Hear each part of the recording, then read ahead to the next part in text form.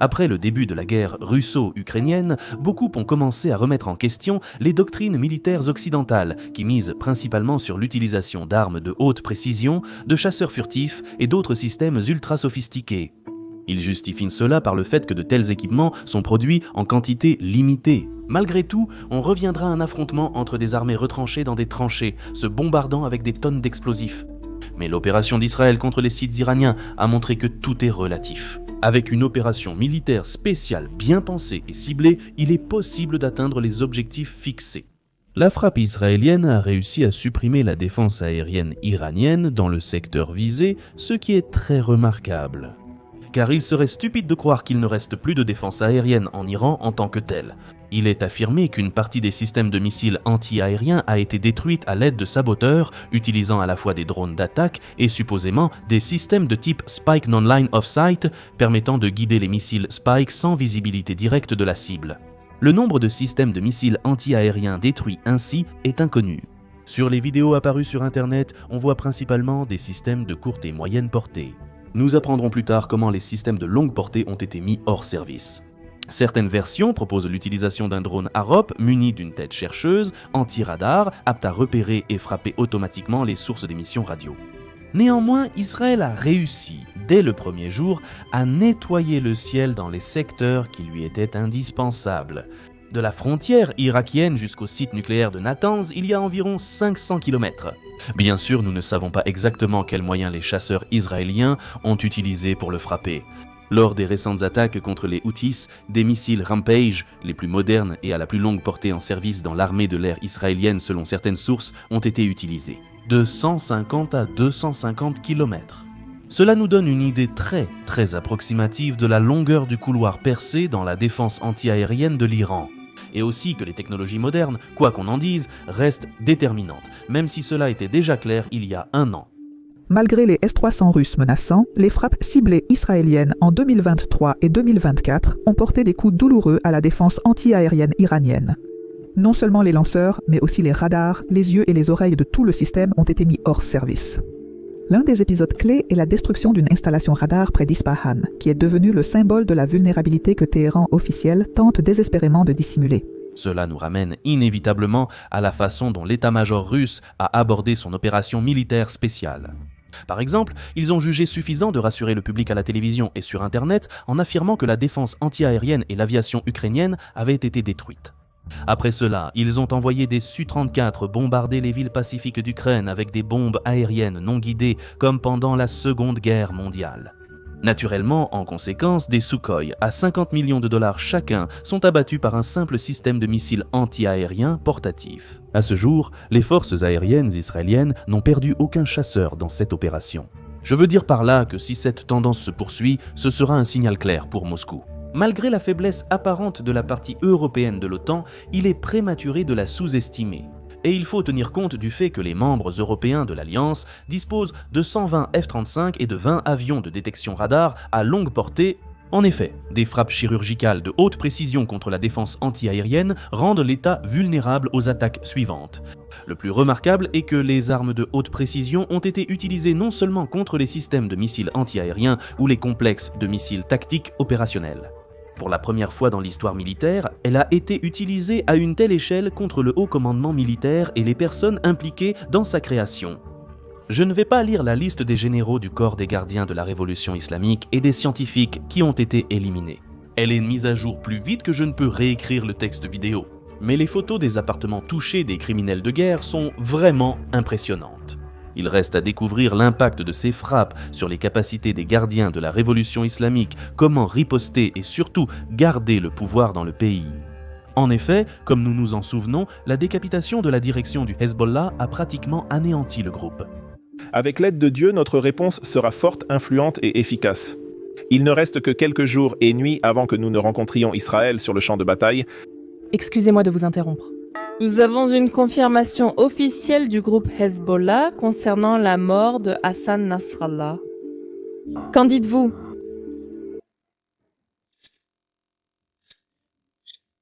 Le moment choisi pour attaquer les installations nucléaires de l'Iran est jugé le plus approprié.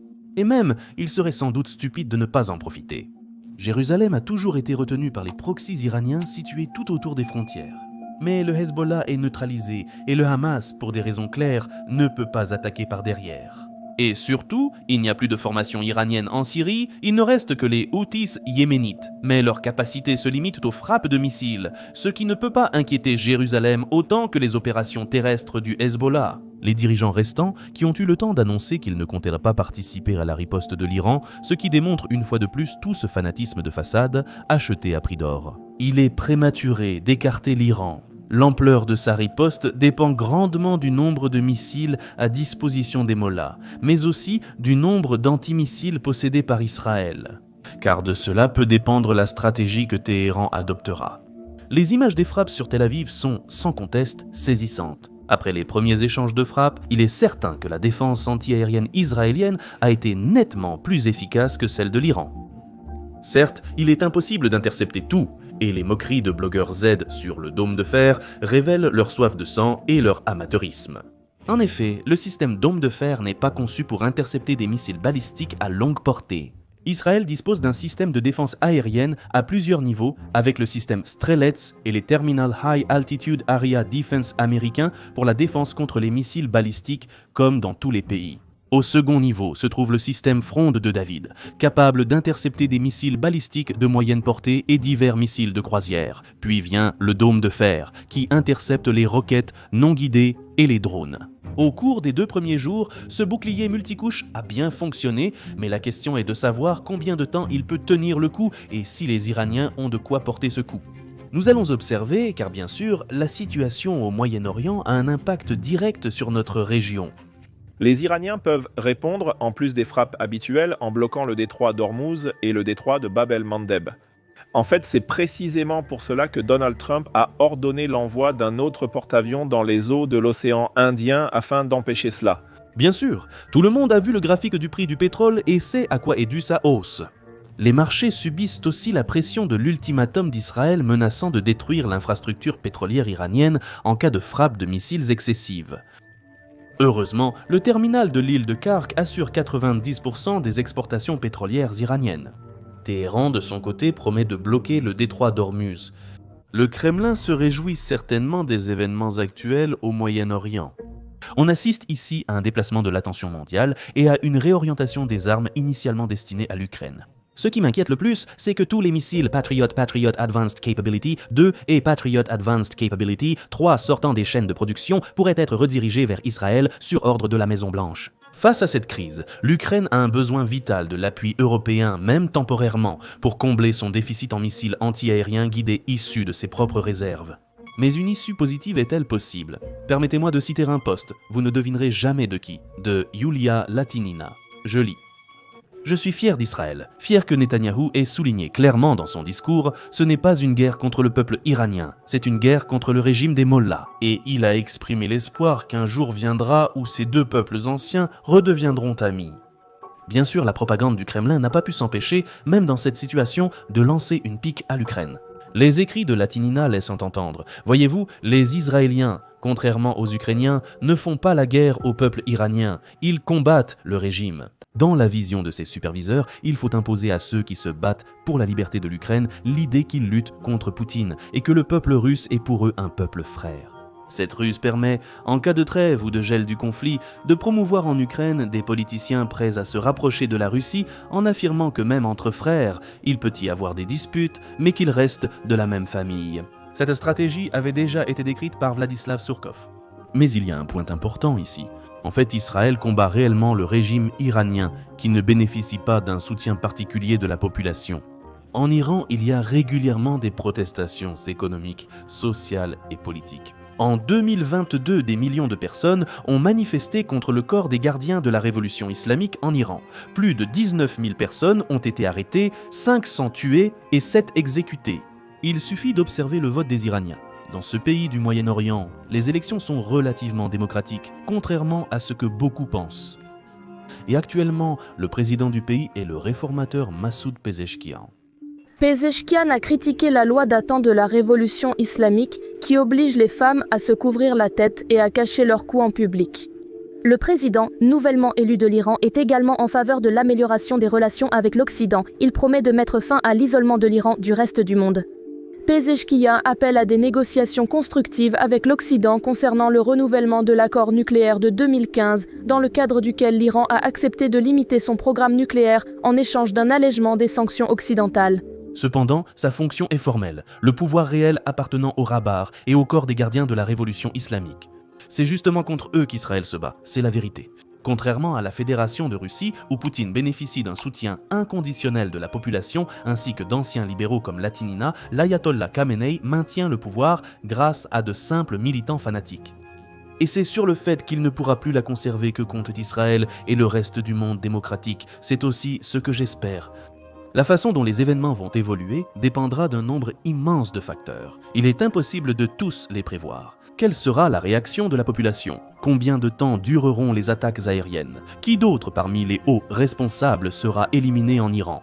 L'ayatollah pourra-t-il maintenir l'unité politique interne et réprimer d'éventuelles protestations? Bien sûr, pour l'Ukraine, le pire scénario serait un conflit prolongé entre Téhéran et Jérusalem avec des attaques mutuelles régulières. Mais en voyant comment les Iraniens se réjouissent des frappes de l'armée de l'air israélienne contre les arsenaux iraniens, je ne miserai pas tout mon argent sur le fait que Khamenei parviendra facilement à garder le pouvoir. Donc, tout ce qu'il nous reste à faire, c'est espérer qu'Israël résoudra ce problème rapidement. Le régime des ayatollahs s'effondrera et le prince héritier d'Iran, Reza Pahlavi, qui soutient régulièrement l'Ukraine, reviendra en Iran. Il existe une faible probabilité que cela se produise.